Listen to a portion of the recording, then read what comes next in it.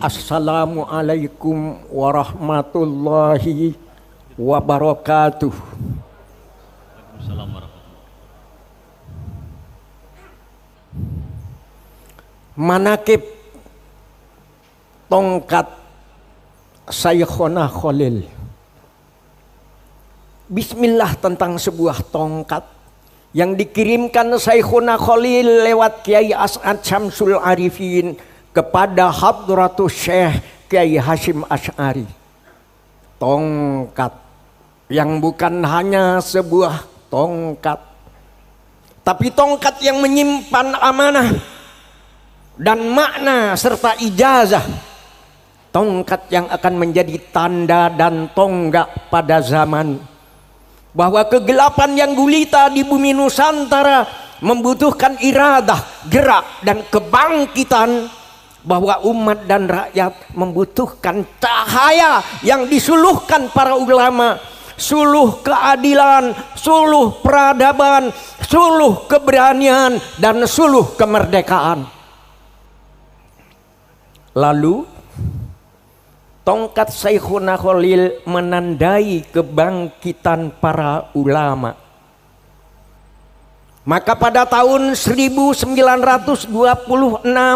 berdirilah Jam'iyah Nahdlatul Ulama, maka memancarlah cahaya Ahlus Sunnah wal Jamaah di bumi Nusantara Indonesia.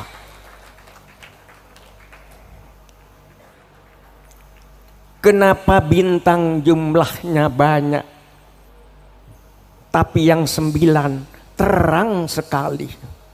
Kenapa kita ikut ulama? Karena ulama ahli waris Nabi. Orang Madura pun ikut menyanyi. Anapa bintang mak banyak, sesanga terak kakapi, anapa kau lemak noro ulama, marga ulama ahli waris Nabi. Kegelapan di alam penjajahan disingkirkan dengan doa dan ketakwaan. Maka catatlah dengan tinta madu sari bunga cempaka, setelah Bung Karno memproklamasikan kemerdekaan pada tanggal 17 Agustus 1945, Belanda datang lagi untuk menjajah dan mengkocar-kacirkan perjuangan kemerdekaan. Tongkat Saykhona Khalil tegak kembali, menjelma fatwa resolusi jihad yang dicanangkan Hadratus Syekh Hasyim Asy'ari, bahwa angkat senjata mengusir penjajah adalah wajib hukumnya. Dan siapa yang gugur dalam perang kemerdekaan melawan Belanda adalah kusuma bangsa yang syahid di jalan Allah. Maka ketika Belanda menyerang Surabaya, kaum santri, tentara keamanan rakyat, para buruh, tukang beca, penjual sate, petani, dan semua menyerbu ke medan perang untuk mengusir penjajah Belanda. Si angkara murka.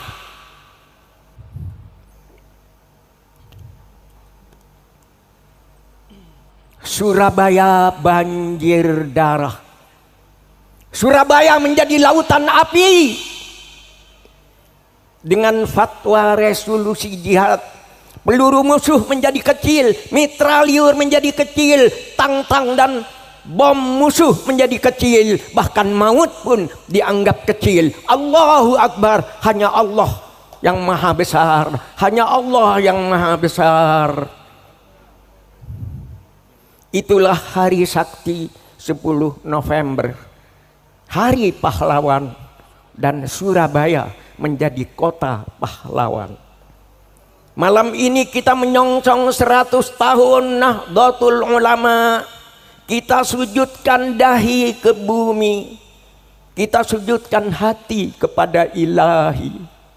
Kita kenang jasa Saykhona Khalil, kita kenang jasa Hadratus Syekh Hasyim Asy'ari, kita kenang jasa Kiai Abdul Wahab Hasbullah, kita kenang jasa Kiai Haji Bisri Sansuri dan semua pahlawan yang namanya harum karena berjasa kepada bangsa dan tanah air.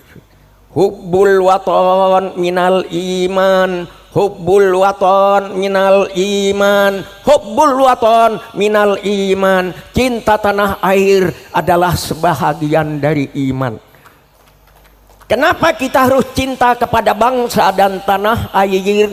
Kita semua minum air Indonesia menjadi darah kita. Kita makan beras, buah-buahan dan ikan Indonesia menjadi daging kita. Kita menghirup udara Indonesia menjadi nafas kita.